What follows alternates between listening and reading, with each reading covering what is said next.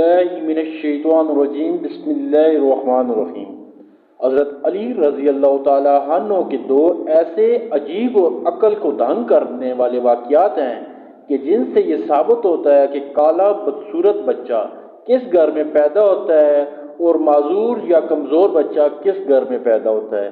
ایک دفعہ ایک شخص اپنی بیوی اور بچے کے ہمراہ حضرت عمر رضی اللہ تعالیٰ عنہ کی بارگاہ میں پیش ہوا۔ وہ شخص حضرت عمر رضی اللہ تعالیٰ عنہ سے کہنے لگا، اے وقت خلیفہ، میرا اور میری بیوی کا رنگ سرخ ہے، میری بیوی نے یہ بچہ پیدا کیا ہے، اس کا رنگ کالا کیوں ہے؟ مجھے تو ایسا لگتا ہے یہ بچہ میرا نہیں ہے، میری بیوی نے کسی کے ساتھ بدکاری کی ہے جس کی وجہ سے اس بچے کا رنگ ہم دونوں کے ساتھ نہیں ملتا۔ وہ شخص بار بار اپنی بیوی پر الزام تراشی کر رہا تھا۔ بیوی نے روتے ہوئے حضرت عمر رضی اللہ تعالیٰ عنہ کو کہا، ہے امیر المومنین، میں سچ بول رہی ہوں، میں نے کبھی بھی امانت میں خیانت نہیں کی، یہ میرا خاوند ہے، یہ بچہ اسی کا ہے۔ میں نے ہر وقت اپنے شوہر کے ساتھ وفاداری کی ہے، میں نے ہمیشہ اپنے خاوند کی موجودگی اور غیر موجودگی میں اپنی عزت کا خیال رکھا ہے، میرا شوہر مجھ پر یقین نہیں کر رہا۔ شوہر نے کہا، ہے امیر المومنین، میری بیوی جھوٹ بول رہی ہے، یہ بچہ میرا نہیں ہے، یہ بچہ کسی اور کا ہے، اگر یہ بچہ میرا ہوتا تو اس کا رنگ ہم دونوں جیسا ہوتا۔ اس بچے کو دیکھ کر صاف صاف ظاہر ہوتا ہے یہ بچہ میرا نہیں ہے، میری بیوی جھوٹ بول رہی ہے۔ بیوی مسلسل زاروکدار رو رہی تھی۔ خاوند اپنی بیوی کی ایک بات سننے کو تیار نہیں تھا، یہ معاملہ بہت پیچیدہ تھا۔ حضرت عمر رضی اللہ تعالیٰ عنہ سوچ میں پڑ گئے کہ اس معاملے کو کس طرح حل کیا جائے۔ حضرت عمر رضی اللہ تعالیٰ عنہ نے سوچا، کیوں نہ اس معاملے میں داماد رسول حضرت علی شیر خدا سے مدد لی جائے۔ حضرت عمر رضی اللہ تعالیٰ عنہ خاوند، بیوی اور بچے کو ساتھ لے کر حضرت علی رضی اللہ تعالیٰ عنہ کے پاس تشریف لے گئے۔ انہوں نے حضرت علی رضی اللہ تعالیٰ عنہ کو سلام پیش کیا۔ حضرت علی رضی اللہ تعالیٰ عنہ نے سلام کا جواب دیا۔ حضرت علی رضی اللہ تعالیٰ عنہ نے دریافت کیا، اے عمر رضی اللہ تعالیٰ عنہ، کیسے آنا ہوا؟ حضرت عمر رضی اللہ تعالیٰ عنہ نے فرمایا، اے علی رضی اللہ تعالیٰ عنہ، ہم یہ مسئلہ پوچھنے کے لیے آپ کے پاس تشریف لائے ہیں۔ حضرت علی رضی اللہ تعالیٰ عنہ نے خاموش سے کہا، اے بندے، میں جو کچھ بھی پوچھوں تم نے اس کا سچ سچ بتانا ہے۔ اس شخص نے کہا، ٹھیک ہے، پوچھئے کیا پوچھنا چاہتے ہیں، میں آپ کو سچ ہی بتاؤں گا۔ حضرت علی رضی اللہ تعالیٰ عنہ نے پوچھا، اے اللہ کے بندے، جب تیری بیوی حالت حیض میں تھی تو کیا تو نے اپنی بیوی کے ساتھ ہم بستری کی تھی؟ یہ سوال سن کر آدمی نے کچھ لمحے کے لیے خاموشی اختیار کی، پھر کہنے لگا، ہاں یہ سچ ہے، میری بیوی حالت حیض میں تھی تو میں نے اپنی بیوی کے ساتھ ہم بستری کی تھی۔ حضرت علی رضی اللہ تعالیٰ عنہ فرمانے لگے، اے بندے، یہ بچہ تمہارا ہی ہے، بلا وجہ اپنی بیوی پر الزام تراشی نہ کرو۔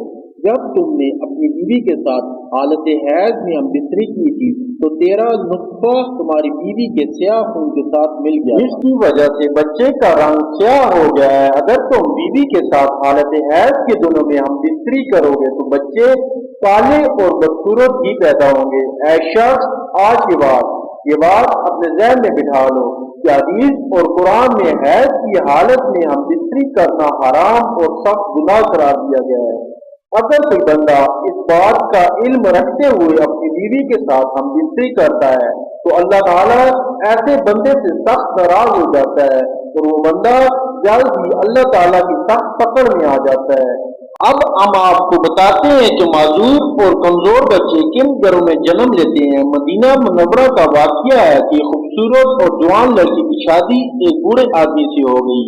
شادی کی پہلی رات میاں بیوی نے ہم بستری کی، اتفاقاً شوہر کا اسی رات انتقال ہو گیا۔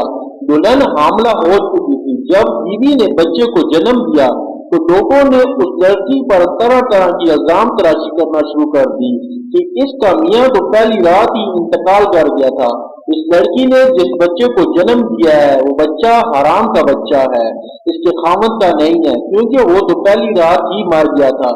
پھر یہ بچہ کیسے پیدا ہو گیا؟ اس بوڑھے کی یہ دوسری شادی تھی۔ اس بوڑھے کا پہلی بیوی سے ایک لڑکا تھا۔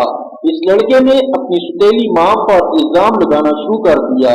وہ کہنے لگا کہ اس عورت نے کسی کے ساتھ زنا کیا ہے، یہ بچہ میرے باپ کا نہیں ہے، یہ بچہ حرام کی اولاد ہے۔ یہ الزام میں پیش سوتیلا بیٹا تھا، کیونکہ وہ چاہتا تھا کہ کسی طرح دنیا والے یہ مان لیں کہ یہ بچہ میرے والد کا نہیں ہے، بلکہ اس عورت کی حرام کاری کا نتیجہ ہے، تاکہ والد کی ساری وراثت کا حقدار میں ہی ٹھہر سکوں، کہ یہ بچہ میرے برابر کا شریک نہ ہو جائے۔ اس وجہ سے بوڑھے کے بڑے بیٹے نے اپنی سوتیلی ماں پر الزام تراشی کی کہ میرا باپ شادی کی پہلی رات ہی مر گیا تھا، تو یہ بچہ کہاں سے آ گیا؟ دیکھتے ہی دیکھتے وہ بچہ 4 سال کا ہو گیا، اور چلتا چلتا یہ معاملہ قاضی کی بارگاہ میں پہنچ گیا۔ بوڑھے کے بڑے بیٹے نے قاضی سے کہا، اے قاضی محترم، میرا باپ تو شادی کی پہلی رات ہی مر گیا تھا، یہ بچہ میرے باپ کا نہیں ہے۔